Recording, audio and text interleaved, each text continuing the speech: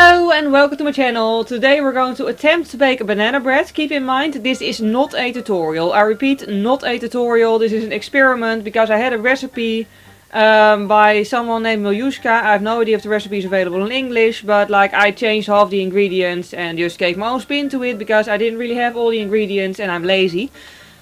This is by no means a tutorial. This is just an experiment that's, spoiler alert, actually turned out well. But anyway, you start with just greasing up the baking tin and then putting baking paper in it. And yes, that is equally annoying as you might think on a slippery baking tray. But eventually I got it in. And then it's time to start making the actual dough. Batter? It's more of a batter really. So yeah, I started off with, well, I mean, the recipe said melt your butter first. But I was too lazy. I didn't even take it from the fridge in time, so my butter was really rock hard.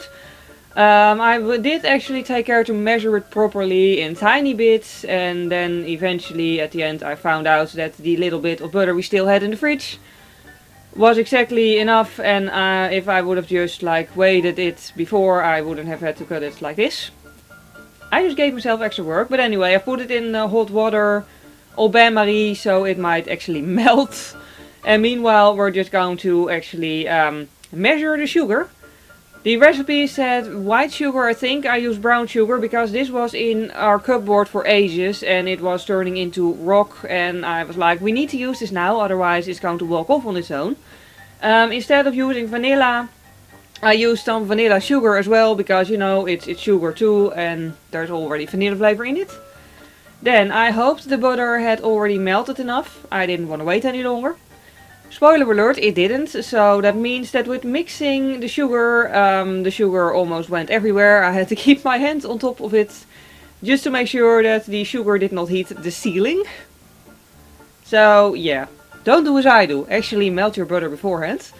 While you're mixing it, you're supposed to also add 2 eggs, just somewhere in the mixing process. You're not supposed to toss them in immediately. Some sort of baking rule, I don't know either, but I did decide to follow that part of the recipe at least. And then the second egg became a bit of a massacre, admittedly. I don't know, sometimes it works and sometimes you hit the egg yolk and it's yuck. I hate the feeling of raw egg on my hands. I think most people probably do.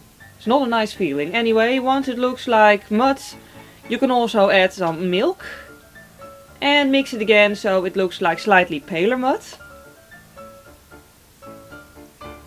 I mean, trust me, it will actually taste nice in the end. It just doesn't look nice during the process. But yeah, instead of using regular flour, I used whole grain flour because I had that and I didn't have plain flour. And instead of baking soda, I used baking powder because I didn't have baking soda, but I did have baking powder that I wasn't actually using for anything else. So that went in there too, and then a little bit of salt. Just a pinch of salt, that's just salt, I didn't do any edits there. And then you just gotta scoop it all together. You don't want to do this part with the mixer because at this point it's already nice and airy. And you don't want to knock all the air out. So you just want to carefully, yeah, just use a sort of spatula to make it all into a sort of crumbly goop, basically. Crumbly mud. Reminds me a little bit of peanut butter at this point. Then it's finally time for the bananas. Mine were actually, this was just one big series of mistakes. Well, not really mistakes, just slight inconveniences. My bananas were not old enough. They were a week old, but they were somehow still not old enough. So yeah, it was a bit of a challenge to get them to be completely flat and like mashed up. But once they're mashed up and magically like 5 times as yellow as they were originally, I have no idea how that happens. There's probably some form of banana magic.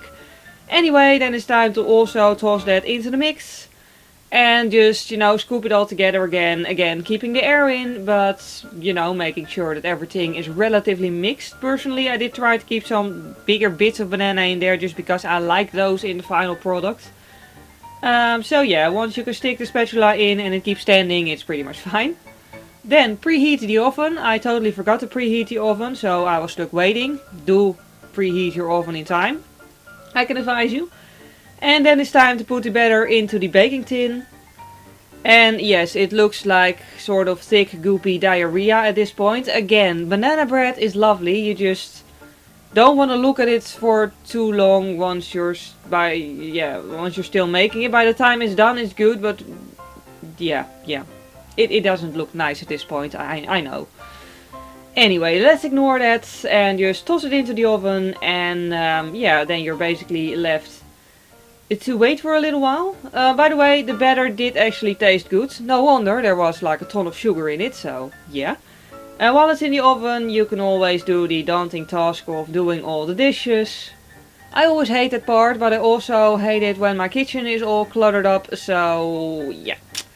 Washed the dishes, did the drying, tidied everything up so the kitchen counter was clear again. And then, yeah, you know, just wait for the stuff to finally be done. By the way, 160 degrees Celsius. If you're using Fahrenheit, obviously it's going to be something way different. And meanwhile, you can always enjoy a leftover banana, because eating fruit is important.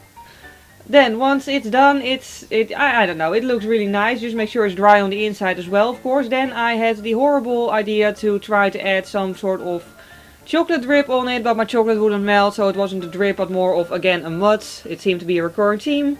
Don't do that. The banana bread itself, though, it turned out lovely. I really liked it. My parents liked it too, so it's not just me. Just the chocolate drip. Well, if you can do a proper chocolate drip, then by all means go ahead. If you can't do it better than I did, then just don't.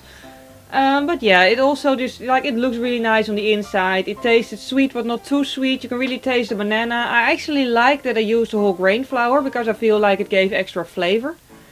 So yeah, I say experiment successful.